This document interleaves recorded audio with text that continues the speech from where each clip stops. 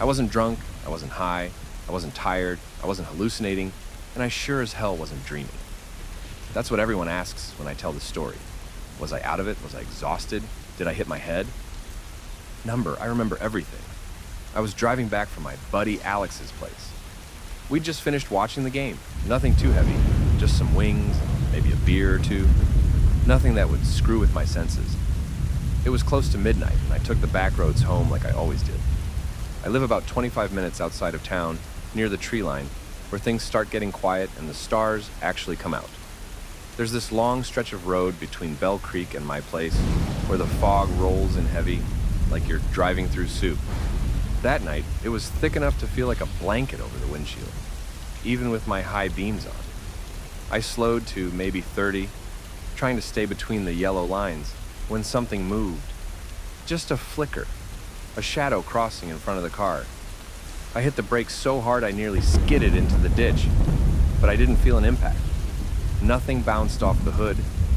No thump, no scream, no animal cry. Just stillness. At first I thought it was a deer. Happens all the time out there. But this wasn't the size of a deer, it was upright. Too fast for me to register any details. Just that it darted in front of me and then disappeared. I sat there gripping the wheel, heart pounding, trying to see through the fog. I cracked the window, listened for rustling or hooves or footsteps. Nothing. Just silence. That's when I noticed it. The windshield. There was a face. Not a reflection. Not a smudge. A full goddamn face. Pressed against the glass from the outside, like someone had slammed into it head first. Eyes wide open, mouth parted slightly. Like it was frozen in shock or terror. It didn't make sense. There was no body on the road, no blood, no crack in the glass. Just the imprint of a man's face, fogging up like breath against the inside of a freezer. I scrambled out of the car, thinking maybe I hit someone and they rolled off into the grass, but there was no one. I checked under the car. Nothing. I walked up and down the shoulder with my phone light. No blood, no clothes, not even a broken branch. The road was empty. Still, I couldn't shake that image, that face. It wasn't just an imprint, it was detailed. I could make out the creases on his forehead, the furrowed brows, the texture of skin. Too detailed, too real. I got back in the car and tried wiping it away with my sleeve, but it didn't smear, didn't fade. It was like it was etched into the glass. After about 10 minutes of sitting there like an idiot, I convinced myself it had to be a trick of the fog and the light. Maybe my mind filled in some blanks. I started driving again, a little faster this time, just wanting to get home. But here's the thing. When I looked up at the windshield again, the face had moved. It wasn't pressed against the glass anymore. It was back a little, like someone was looking at me from the other side of the windshield. From inside the glass. I know how that sounds, I know. But that's what I saw. I nearly veered off the road. I even screamed, I'm not ashamed to admit that. It was instinct, pure terror. I slammed the brakes again, threw open the door, and jumped out. I stared at the windshield from the outside. Nothing, just the car, just fog. But when I got back in, there he was, watching me. No expression, just watching. This time I didn't stop. I drove all the way home, white-knuckling the wheel, staring straight ahead and refusing to look at him again. Every stop sign, every turn, I felt him there. Not moving, not speaking, just existing, inside the windshield. I pulled into my driveway and sat there for a long time, engine idling, headlights cutting across my garage door. Slowly I looked up. Gone. No face, no imprint, no breath mark. Nothing. I let out this stupid, shaky laugh. I think I even said out loud, "What the hell's wrong with me?" I went inside, locked the doors, checked every window like I was in some slasher movie. My dog, Milo, wouldn't come near me. He just sat in the hallway, ears flat, tail between his legs, staring at the front door like something was waiting out there. I slept like crap that night. Every creak of the floorboards made me flinch. Every gust of wind outside made me think someone was tapping on the glass. I woke up early, didn't even shower, just ran outside to check the car. And there it was, the face, back again.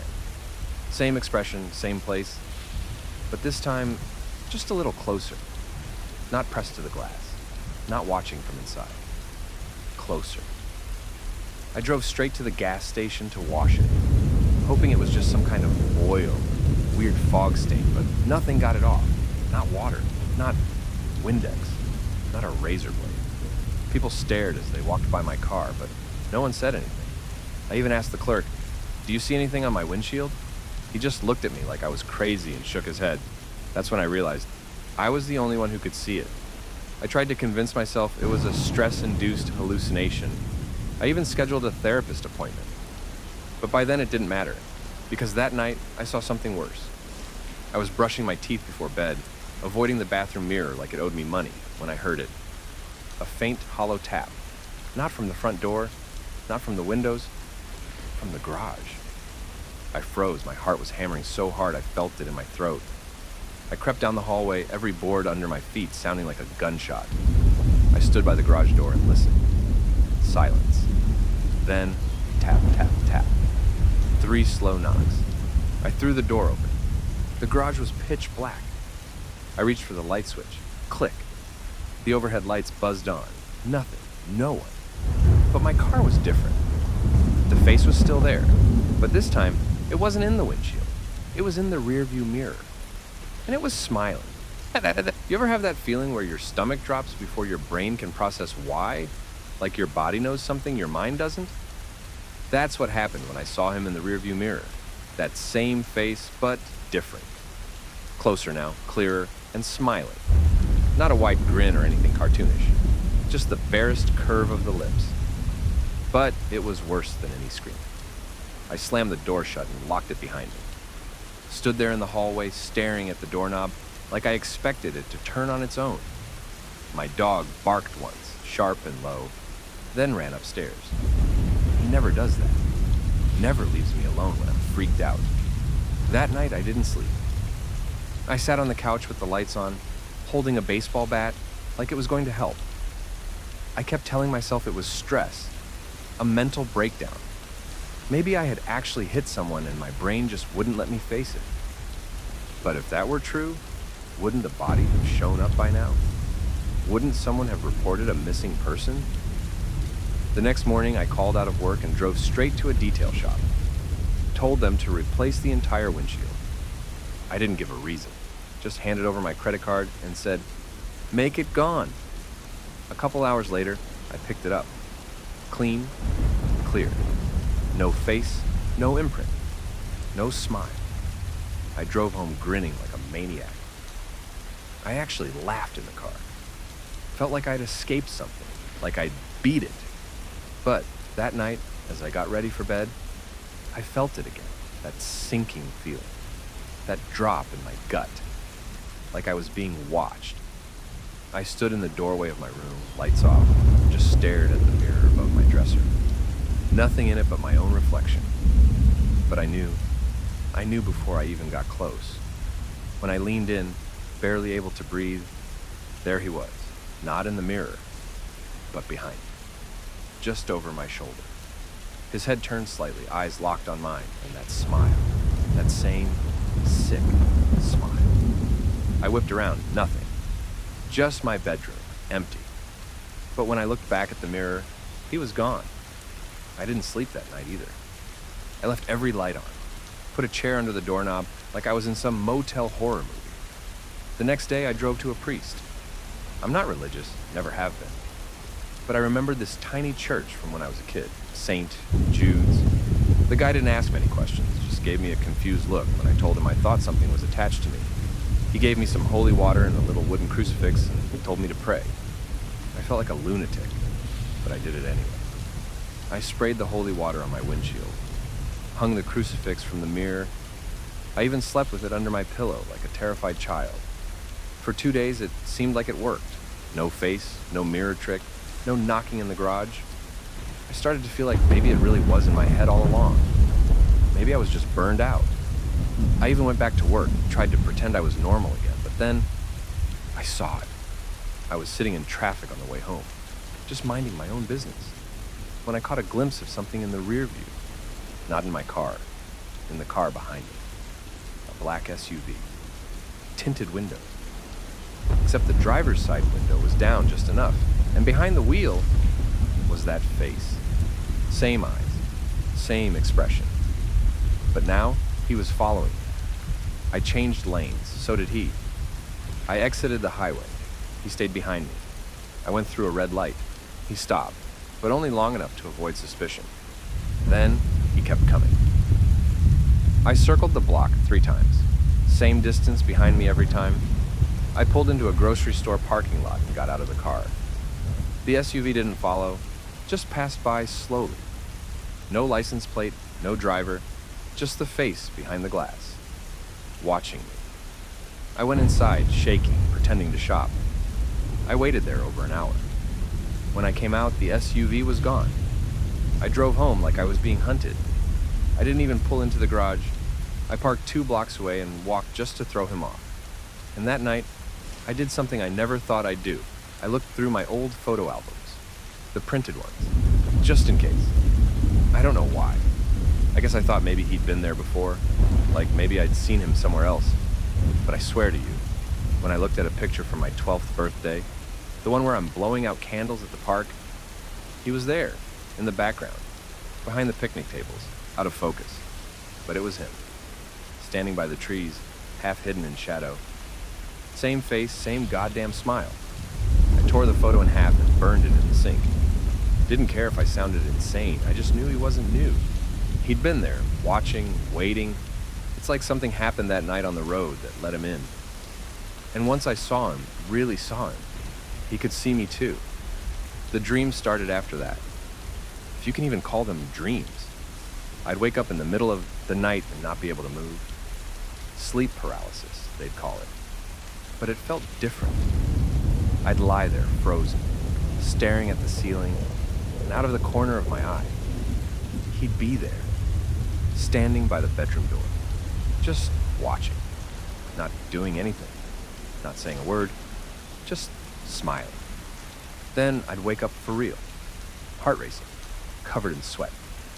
Every time I turned on the light, the room would be empty. But I started noticing things out of place. The closet door opened when I know I shut it. The bathroom faucet dripping, even though I never used it. My dog wouldn't come near me anymore. He started growling at my bedroom door at night. Eventually, he stopped barking, stopped eating. One morning, I found him curled up by the garage, cold and stiff. No marks, no wounds, just gone. That was the night I finally broke. I packed a bag, got in my car, and just drove. No destination, no plan, just away. I slept in a motel 2 states over, left my phone off. I figured maybe if I got far enough away, I could leave him behind. But when I checked the rear view the next morning, he was sitting in the back seat. Not physically, not solid. Just a faint reflection in the glass, but still smiling, always smiling. That's when I knew it wasn't the windshield, it wasn't the car, it was me. He's attached to me somehow, like something I picked up. And now I can't put it down. No matter how far I go, no matter how many mirrors I break, no matter how many times I replace the glass, he finds me, every time, closer, watching, waiting. Now he's not just in the mirrors anymore. He's started appearing in reflections on my phone screen, windows, and puddles. I saw him in my coffee the other day, clear as day, just smiling. And I swear I heard him whisper my name. I don't sleep anymore. Not really. I close my eyes, sure, but I don't drift off. I just hover. Somewhere between awake and dreaming, floating in that weird limbo where time stretches and sound gets warped. That's where he waits for me now. Not in my dreams, not even in my nightmares, but in that stillness, that quiet space. I see him standing at the edge of the bed, not moving, not breathing, just watching. That same face, that same look. But lately it's changed. The smile is wider now, hungrier, like he's feeding off me, growing stronger the longer I see him. And I see him everywhere. Not just mirrors anymore, not just glass. I see him in shadows, in reflections off metal, in the gloss of my fingernails. I stopped shaving because I saw him in the razor blade. I smashed every reflective surface in my apartment. Plates, TV screen, faucet knobs, my damn toaster. I even took the doors off the kitchen cabinets just in case. My landlord thinks I've lost my mind. Maybe I have. But I know what I saw. I know what I keep seeing. I started researching reflections, folklore, anything I could find. Stories about spirits trapped in glass, urban legends about phantom passengers. I found this obscure blog, deep in the internet, written by someone who described something exactly like what I'm going through. A face in the rear view, a presence that followed them. They said it started after they looked too long, like the reflection was waiting for a crack in reality. An open door, an invitation. They never updated the blog. Last post was 6 years ago. Just stopped. Like they vanished. That's when I realized I'm not the first, and I won't be the last. I tried everything. Salt lines, sage. I even had a psychic come over. She walked into my apartment and immediately turned around, said, "There's someone already here." She didn't charge me. She just left. Told me to never look directly into his eyes again. But I did. I do. Because he wants me to. He wants to be seen. That's how he gets in. I started wearing sunglasses indoors. Black out every screen. Haven't looked at my phone in days, but it doesn't matter. He's already in. And now, he's speaking. It's quiet at first. A whisper, like wind through a cracked window. Sometimes I hear it in the bathroom drain. Sometimes in the hum of the fridge. Just a few words. Let me see you. Over and over. Let me see you. And I think I know what that means. I think it's not just about me looking at him. It's about him looking through me, taking my place, becoming me. I caught my reflection once, just for a second. I turned my head left. He turned his head right. Our eyes locked. And I knew that wasn't me anymore. It was him wearing my shape. Practicing. I started filming myself while I sleep. I set up an old camcorder. No screens, no playback. Just analog. After the third night, I found the tape halfway ejected, like something had tried to remove it. I played it back on a friend's old VCR. It's all normal for the first hour or so. Just me tossing and turning. Then, around 3:16 a.m., I sit up. Except, I don't remember doing that. I just sit there, staring straight ahead, breathing steady, and then my mouth starts moving. But there's no sound, just the shape of words. Let me see you. Then I lie back down, perfectly still. I watched that tape 5 times before I burned it. I couldn't bear the thought of what I was becoming. Because that's what this is, right? Possession, invasion, or maybe replacement. I think he's hollowed me out. A little more each night, like he's wearing me like a costume. Sometimes people don't recognize me at work. My coworker Jenna said I look different lately. My neighbor asked if I had a brother visiting. I look in the mirror and the face looking back at me. It's me, but it's not. The eyes are too dark. The smile's too wide. My own face feels like a mask now, and it's slipping. I've started forgetting things. Whole hours go missing.